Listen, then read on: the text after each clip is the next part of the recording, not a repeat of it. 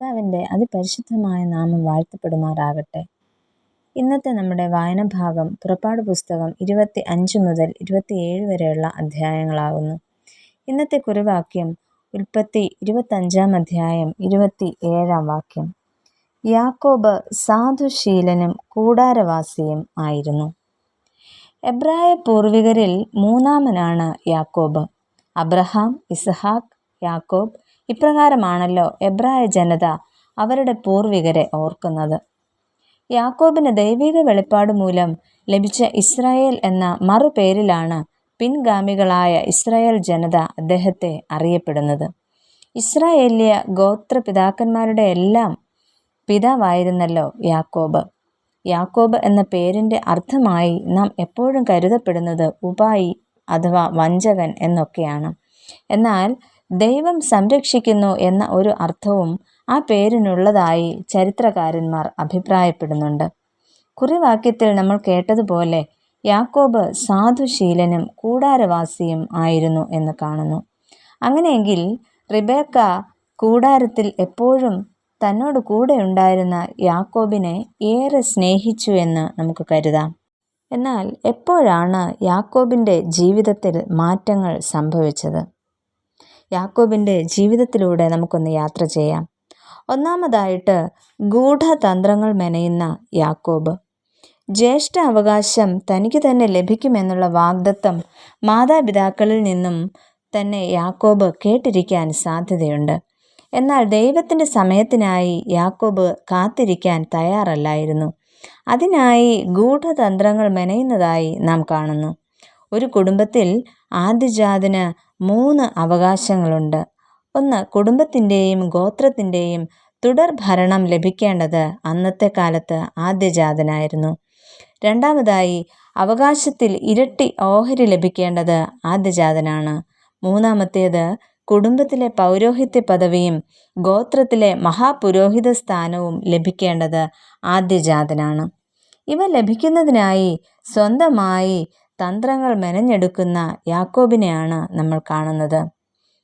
മനസ്സില്ലാതെയാണെങ്കിലും മാതാവിൻ്റെ പ്രേരണയുടെ ഫലമായി പിതാവിനെ വഞ്ചിക്കുവാനായിട്ട് താല്പര്യം കാണിക്കുന്ന ഒരു മകൻ. മാത്രമല്ല, ജ്യേഷ്ഠ സഹോദരൻ്റെ ബലഹീനത മനസ്സിലാക്കി അവനെയും സൂത്രത്തിൽ ഉപയോഗിക്കുന്നതായി നമുക്ക് കാണാം. ഇവിടെയെല്ലാം ഗൂഢതന്ത്രങ്ങൾ മെനയുന്ന ഒരു യാക്കോബിനെയാണ് നമുക്ക് കാണുവാനായിട്ട് സാധിക്കുന്നത്. രണ്ടാമതായിട്ട്, നിഗൂഢതയോട് പൊരുതുന്ന യാക്കോബ്. യാബോക്ക് കടവിൽ യാക്കോബ് രാത്രി മുഴുവനും ദൈവദൂതനുമായി അനുഗ്രഹത്തിനു വേണ്ടി മല്ലിടുന്നു. എന്നാൽ തന്നോട് മല്ല് പിടിക്കുന്നത് ആരാണ് എന്ന് യഥാർത്ഥമായിട്ട് മനസ്സിലാക്കുവാൻ യാക്കോബിന് സാധിക്കുന്നില്ല. സത്യം മറച്ചുവെച്ച് സ്വന്തം അപ്പനിൽ നിന്നും അനുഗ്രഹം പ്രാപിച്ചതുപോലെ ഉപായത്തിൽ ജ്യേഷ്ഠനിൽ നിന്ന് ജ്യേഷ്ഠ അവകാശം അപഹരിച്ചതുപോലെ ദൈവത്തിൽ നിന്ന് അനുഗ്രഹം പ്രാപിപ്പാൻ കഴിയില്ലെന്ന് ദൈവം യാക്കോബിന് ഇവിടെ ബോധ്യമാക്കി കൊടുക്കുകയാണ് ചെയ്യുന്നത്.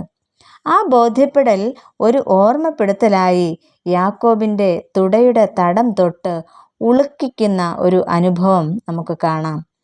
സ്വയശക്തിയെ ക്ഷയിപ്പിക്കാനുള്ള അവസരമായി ദൂതൻ അത് ഏറ്റെടുക്കുന്നു. അതുവരെ താൻ മറച്ചു വച്ചിരുന്ന തൻ്റെ സ്വത്വത്തെ ഏറ്റുപറയിപ്പിക്കുകയാണ് ഇവിടെ ചെയ്യുന്നത്. താൻ ഒരു ഉപായിയാണ് എന്ന് ഏറ്റ് പറയിപ്പിച്ചു. തൻ്റെ അതുവരെയുള്ള ജീവിത സാഹചര്യങ്ങളെല്ലാം ഒരുപക്ഷെ അദ്ദേഹം അവിടെ ഏറ്റു പറഞ്ഞു കാണണം.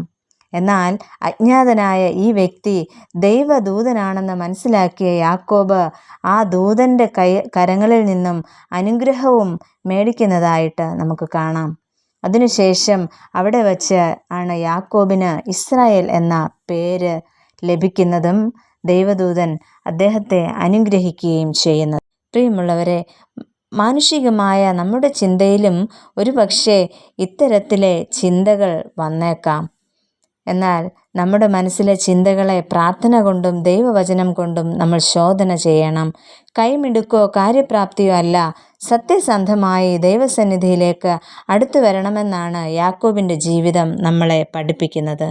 പ്രിയ കർത്താവേ, ഞങ്ങളുടെ മനസ്സിലെ ചിന്തകളെ അവിടുന്ന് നിയന്ത്രിക്കണമേ. ഞങ്ങളുടെ കൈമിടുക്കോ കാര്യപ്രാപ്തിയോ അല്ല, സത്യസന്ധമായി ഈ ലോകത്തിൽ ജീവിക്കുവാൻ ഞങ്ങളെ അവിടുന്ന് ഒരുക്കണമേ. ആമേൻ.